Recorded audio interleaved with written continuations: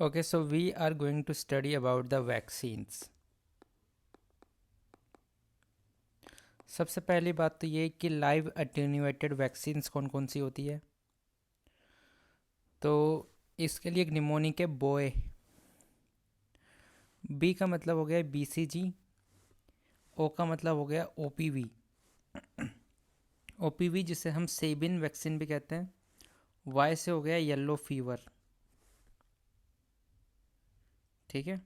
फिर इसके बाद में आप याद रखो एमएमआरवी मतलब मीज़ल्स, मम्स, रुबेला, और वी से हो गया वेरिसेला या चिकन पॉक्स। बॉय को टाई कर दूं, बांध दो, तो टी से हो गया टाइफॉइड। आई से हो गया इन्फ्लुएंजा। और ई से हो गया epidemic typhus. So these are all the vaccines, these are all the live attenuated vaccines. अब हम बात करते हैं किल्ड वैक्सीन की। We have a mnemonic for it, Japan की खीर। जापान से हो गया जैपनीज एंसेफेलाइटिस की। किल्ड पोलियो वैक्सीन जिसे हम साल्क कहते हैं। के एच आई है खीर बचा। तो के से हो गया के एफ डी। एच से हेपेटाइटिस ए। आई से इन्फ्लुएंजा। इन्फ्लुएंजा दो तरह की होती है।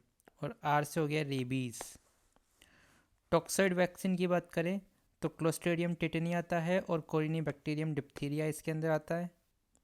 सब यूनिट सब बी तो haemophilus influenzae type B, hepatitis B,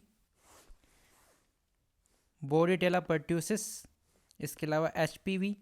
तो ये सब यूनिट वैक्सीन होती है। इसके अलावा निसेरिया, मेनिंजाइटिस और स्ट्रेप न्यूमोनिया है, ये भी सब यूनिट वैक्सीन होती है। The recipient of live attenuated vaccine, live attenuated vaccine का जो रिसिपिएंट है should be advised not to become pregnant over the next 1 month, मतलब 4 week. Do not attempt to conceive. अब हम बात करते हैं कि वीवीएम क्या होता है, वैक्सीन वॉयल मॉनिटर। तो देखो डिफ़ॉल्ट वीवीएम कलर कुछ इस टाइप का होता है।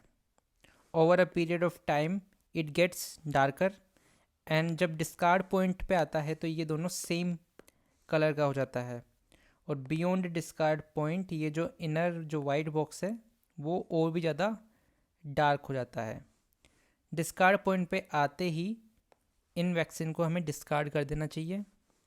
Currently there are 4 types of VVMs, 2, 7, 14, 30। ये जो नंबर है it is a time in days, 14 days, 30 days for the inner square to reach the color of the outer circle when the vial is exposed to a constant temperature of 37 degree Celsius.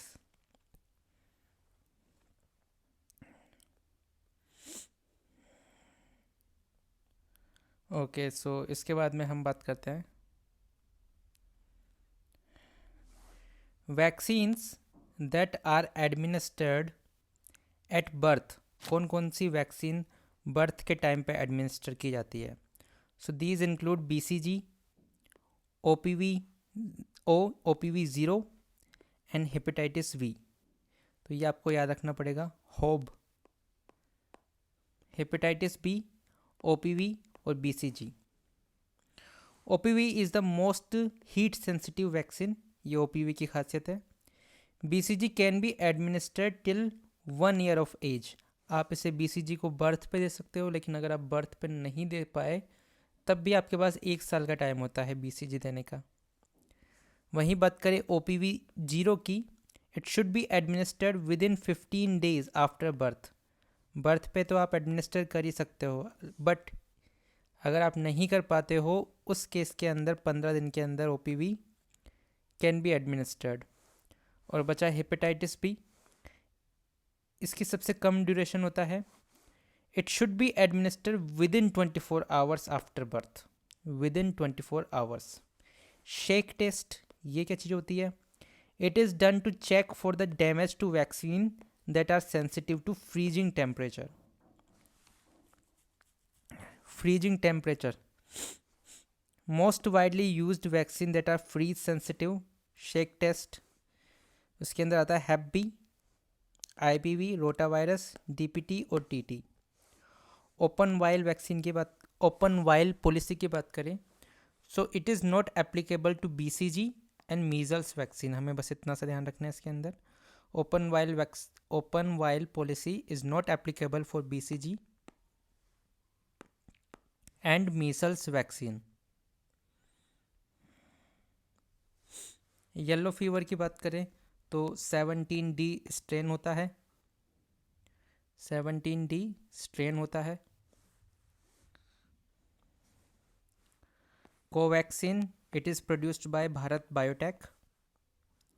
Cold chain, cold chain का level क्या होता है? Ice lined refrigerator सबसे नीचे, उसके बाद deep freezer, उसके बाद वॉक इन कूलर्स और सबसे लास्ट में आता है वॉक इन फ्रीज़र. तो हमें शॉर्ट में ध्यान रखना है कि जब भी फ्रीज़र आएगा, वॉक इन फ्रीज़र हो या डीप फ्रीज़र हो, टेम्परेचर हमेशा माइनस में होगा. तो -15 to -25, -15 to -25. फ्रीज़र के अलावा कोई सा भी वर्ड है जैसे कि कूलर है, वॉक इन कूलर हुआ या आइसलाइन रेफ्रिजरेटर हुआ, तो उस कंडीशन में टेम्परेचर होता है +2 to +8. ठीक है.